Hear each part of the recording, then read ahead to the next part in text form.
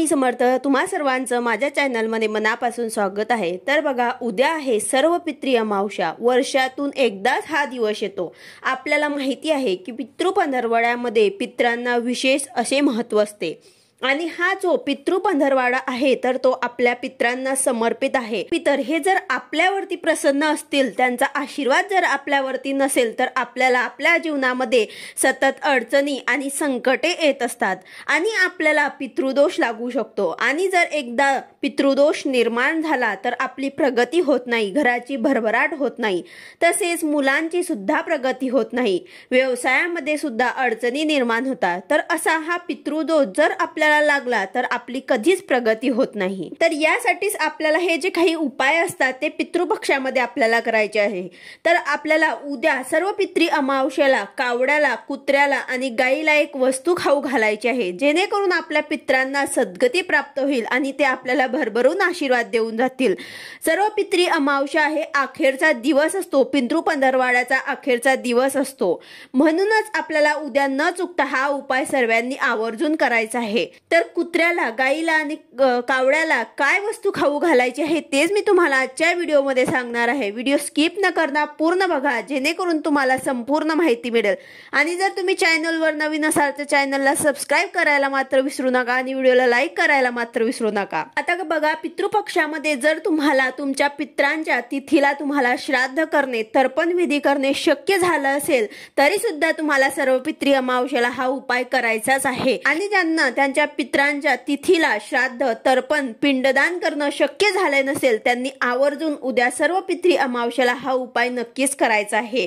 आता ज्यांच्या घरी झाले असेल त्यांनी सुद्धा हा उपाय करायचा आहे आणि ज्यांच्या घरी नाही झाले असतील त्यांनी सुद्धा हा उपाय करायचा आहे। कारण सर्व पितृ अमावस्याला वरचे स्थान प्राप्त असून असे विशेष महत्त्व देखील आहे। वर्षभरात तसेच पितृपक्षामध्ये जो कोणी आपल्या पूर्वजांच्या नावाने श्राद्ध घालू शकले नाही, ज्यांना त्यांच्या पितरांची, त्यांच्या पूर्वजांची तिथी माहित नाही किंवा आजारपण, काही अडचणींमुळे, सुतक सोहरेमुळे ज्यांनी कोणी श्राद्ध तिथी किंवा तर्पण विधी करू शकले नाही, असे सर्वजण सर्व पितृ अमावस्याला श्राद्ध कर्म करू शकतात। तसेच हा उपाय सुद्धा सर्वांनी करायचा आहे, कारण पूर्वजांच्या ऋणातून मुक्त होऊन त्यांच्या प्रती कृतज्ञता व्यक्त करण्यासाठी त्यांच्या नावाने श्राद्ध, तर्पण विधी करण्यात येतो। यावेळी कावडा आणि गाय, कुत्रा यांना सुद्धा आपल्याला नैवेद्य सांगितलेला आहे। तसेच आपल्याला उद्या या तिघांना नैवेद्य अर्पण करायचं आहे। पितृदोषामुळे माणसाच्या जीवनामध्ये खूप अडचणी आणि संकटे येत असतात, तसेच मानसिक ताणतणाव सुद्धा निर्माण होतात। आपल्या कुंडलीमध्ये पितृदोष निर्माण झाला तर आपण त्यांचे निवारण करण्यासाठी बऱ्याच गोष्टी करत असतो। आपण देवांचे कितीही केले, पूजा पाठ केले तरी सुद्धा जर आपल्याला पितृदोष असेल तर देवही याला काही करू शकत नाही आणि आपल्याला पितृदोषाचा सामना हा करावा लागतो। पितृदोष का निर्माण होतो तर आपल्याला आपल्या कुटुंबातील एखाद्या व्यक्तीचे निधन झाले आणि त्यांचे शेवटचे विधी जे विधीपूर्वक केले गेले नसतील तर पितृदोष हा निर्माण होतो। तसेच एखाद्या कुटुंबातील व्यक्तीची अकाली मृत्यू झाली असेल तरी सुद्धा आपल्याला पितृदोष हा निर्माण होतो। पितृदोषामुळे आपल्या आयुष्यामध्ये काही चांगले होत नाही, विवाह लवकर होत नाही, संतती प्राप्ती होत नाही, तसेच वैवाहिक सुख मिळत नाही, आरोग्याच्या समस्या निर्माण होत असतात, घरामध्ये सतत आजारपण असते, उद्योगधंद्यामध्ये फायदा होत नाही, आर्थिक अडचणी येत असतात। तर असे जर तुमच्या बाबतीमध्ये होत असेल तर नक्कीच पितृ अमावस्याला कुत्र्याला, गाईला आणि कावड्याला यांना आपल्याला एक वस्तू खाऊ घालायची आहे। ह्या तिघांना जे आपण वस्तू देणार आहेत ते 3 वेगवेगळ्या वस्तू आहेत। तुम्ही फक्त कुत्र्याला खाऊ घालत तरी चालेल किंवा तुम्ही कावड्याला खाऊ घालत तरी चालेल, नाही तर तुम्ही जर गाईला खाऊ घालत तरी चालेल। जर तुम्हाला तिघांना ह्या वस्तू खाऊ घालण्या शक्य असतील तर आवर्जून तुम्हाला उद्या सर्व पितृ अमावस्याला कुत्र्याला, गाईला आणि कावड्याला ह्या वस्तू खाऊ घालायच्या आहे, जेणेकरून तुमचे पितर तुम्हाला आशीर्वाद देऊन जातील।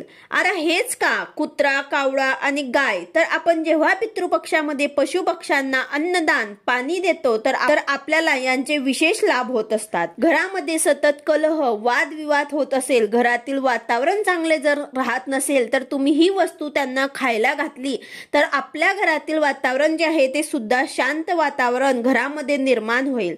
आपले पितर आपल्यावरती प्रसन्न होतील, त्यांची नाराजी दूर होईल आणि त्यांचा आशीर्वाद आपल्याला मिळेल, तर आपल्या घराचे जे काही प्रॉब्लेम आहेत ते सुद्धा, संकट ते सुद्धा दूर होतील. तर आपल्याला हा उपाय जो करायचा आहे त्यामध्ये कुत्र्याला काय खाऊ घालायचे आहे आणि कशा पद्धतीने खाऊ घालायचे आहे, तर बघा, ज्या पित्रांचा मृत्यू ज्या तिथीला होतो त्या दिवशी आपण श्राद्ध तर्पण करत असतो आणि हे जर तुम्ही केले असेल तरी सुद्धा तुम्हाला हा उपाय करायचा आहे. तुम्हाला उद्या लवकर उठून तुम्हाला तुमचे नित्यकर्म आटपून तुम्हाला पोळ्या बनवायच्या आहे. तर तुम्हाला हे पोळ्या कशा बनवायचे आहे, तर बघा, तुम्हाला कुत्र्यासाठी हे पोळी बनवताना तुम्हाला त्यामध्ये गूळ किंवा साखर घेऊन, जसे आपण पुरणपोळी बनवतो तशी तुम्हाला पोळी चपाती बनवायची आहे. आणि ही पोळी तुम्ही जरी सकाळी बनवली असेल तरी सुद्धा तुम्हाला कुत्र्याला 12च्या नंतर 12 ते 12:30 किंवा 1 मध्ये कुत्र्याला खाऊ घालायचे आहे. कारण ही जी वेळ असते ते पित्रांसाठी शुभ मानली जाते.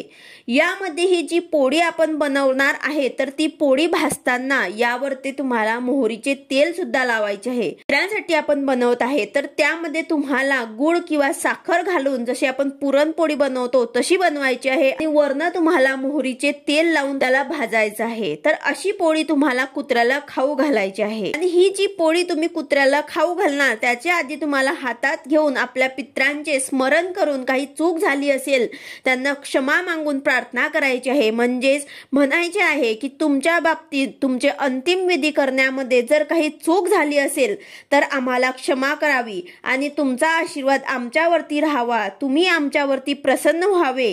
तुम्ही आमच्यावरती जर नाराज असाल तर ती नाराजी दूर व्हावी आणि आपल्या घराचं चांगलं करावं. तर अशी तुम्हाला क्षमा प्रार्थना करायची आहे. आणि यानंतर आपल्याला काळ्या कुत्र्याला हे खाऊ घालायचे आहे. काळ्या कुत्र्याला अतिशय महत्व आहे पितृपक्षामध्ये. पण जर तुम्हाला काळ्या कुत्र्याला खाऊ घालणं शक्य नसेल तर तुम्ही दुसऱ्या कुत्र्याला सुद्धा खाऊ घालू शकतात. कुत्र्यांना जलतत्वाचे प्रतीक मानले जाते आणि जलतत्व हे पंचतत्वांपैकी एक आहे. आणि जेव्हा आपण पित्रांना भोजन देतो तेव्हा ह्या पंचतत्वांना खूप महत्व आहे. तसेच कुत्र्याला यमदेवाचे दूत सुद्धा मानले जाते. असे म्हणतात की यमदेवांची 2 कुत्रे आहेत आणि यामुळे पितृपक्षामध्ये आपण कुत्र्यांना जर अन्न दिले तर शिवपुराणाच्या आधारे कुत्र्यांना अन्न देताना आपण म्हणायचे आहे की यमदेवाच्या मार्गाचे अनुसरण करणारे श्याम व सबल नावाचे 2 कुत्रे आहेत, त्यांना मी हा भोजनाचा भाग देत आहे. त्यांनी तो स्वीकार करावा आणि त्या कुत्र्याला आपल्याला हे पोळी खाऊ घालायची आहे. तर अशा प्रकारे आपल्याला कुत्र्याला अशी गोड पोळी बनवून ती खाऊ घालायची आहे. त्यानंतर कावड्याला सुद्धा आपल्याला एक गोष्टी खाऊ घालायची आहे. ती म्हणजेच तुम्हाला एक अळणी भात शिजवायचा आहे. वाटीभर अळणी भात शिजवायचा आहे. ते तुम्हाला एका पत्रावळी किंवा पान त्यावरती घेऊन तुम्हाला तुमच्या छतावरती ठेवायचं आहे. भातावरती तुम्हाला 2 चम्मच दही टाकायचे आहे आणि चिमूटभर काळे तीळ टाकायचे आहे. तर असा हा जो नैवेद्य आहे तो तुम्हाला तुमच्या पित्रांसाठी कावड्याला खाऊ घालायचा आहे. तुमच्या छतावरती किंवा जिथे कुठे कावडे येत असतील तिथे तुम्हाला हा नैवेद्य ठेवायचा आहे. हा नैवेद्य सुद्धा तुम्हाला दुपारी 12 वाजता तुमच्या छतावरती ठेवायचा आहे. पित्रांसाठी त्यांच्या आत्म्याला शांती मिळावं, त्यांना मोक्ष प्राप्ती होऊन सद्गती प्राप्ती व्हावी म्हणून आपल्याला हे सर्व उपाय करायचे असतात. तुमच्या पूर्वजांचा आशीर्वाद तुम्हाला मिळेल. पितृपक्षाच्या या काळामध्ये पित्रांचे श्राद्ध तर्पण विधी केल्याचे तुम्हाला फळ मिळेल, त्यांचा तुम्हाला आशीर्वाद मिळेल. तर अशा प्रकारे तुम्हाला कावड्याला सुद्धा हे वस्तू हे खाऊ घालायचे आहे. हा नैवेद्य तुम्हाला कावड्यांना खाऊ घालायचा आहे आणि मित्रांना तुम्हाला नमस्कार करायचा आहे, क्षमा प्रार्थना मागायची आहे की तुमच्याकडनं जर त्यांचं श्राद्ध विधी तर्पण विधी झालं नसेल किंवा त्यांच्या तर्पण विधी श्राद्ध विधीमध्ये काही चूक झाली असेल तर त्यांना क्षमा मागायची आहे आणि त्यांना नमस्कार करायचा आहे. पितृपक्षामध्ये कावड्याला खूप महत्व आहे. आपल्याला माहिती आहे की आपले पितर जे आहेत ते कावड्याच्या स्वरूपामध्ये पृथ्वीवर असतात आणि सर्व पितृ अमावस्या हा पितृपक्षातला शेवटचा दिवस आहे. तर या दिवशी आपले पितर हे पृथ्वीवर असतात. त्यामुळे आपल्याला हा घास, हा नैवेद्य कावड्याला ठेवायचा आहे. यानंतर गाईला सुद्धा आपल्याला उद्या नैवेद्य खाऊ घालायचा आहे. धार्मिक मान्यतेनुसार गायीमध्ये 33 कोटी देवी देवांचा वास असतो, त्यामुळे सुद्धा तिला नैवेद्य दिल्यामुळे आपले पितर आहेत ते संतुष्ट होतात। आता गायीला जो नैवेद्य देणार आहे तर तो कसा द्यायचा आहे, तर तुम्हाला त्यासाठी सुद्धा एक पोळी करायची आहे। पाती आणि पोळी करताना तुम्हाला तूप लावायचं आहे। कुत्र्याला जेव्हा आपण पोळी करणार तर त्यामध्ये तुम्हाला मोहरीचे तेल वर्ण लावून शेकायचे आहे।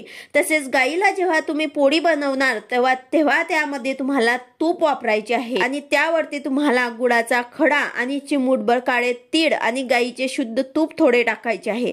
तर अशी एक पोळी तुम्हाला गायीला खाऊ घालायची आहे। हा नैवेद्य देण्या अगोदर गायीची पूजा करून नमस्कार करायचा आहे आणि आपल्या पितरांना सुद्धा नमस्कार करायचा आहे। त्यांचा आशीर्वाद आपल्याला मिळावा यासाठी आपल्याला प्रार्थना करायची आहे। ह्या ज्या काही गोष्टी आपण करणार आहोत त्यांच्यासाठी किंवा पूजा जे आपण करणार आहोत त्यांच्यासाठी त्यांनी स्वीकार करावा आणि त्यांचा आशीर्वाद आपल्याला प्राप्त व्हावा, त्यांनी आपल्याला आशीर्वाद द्यावा अशी त्यांना प्रार्थना करायची आहे।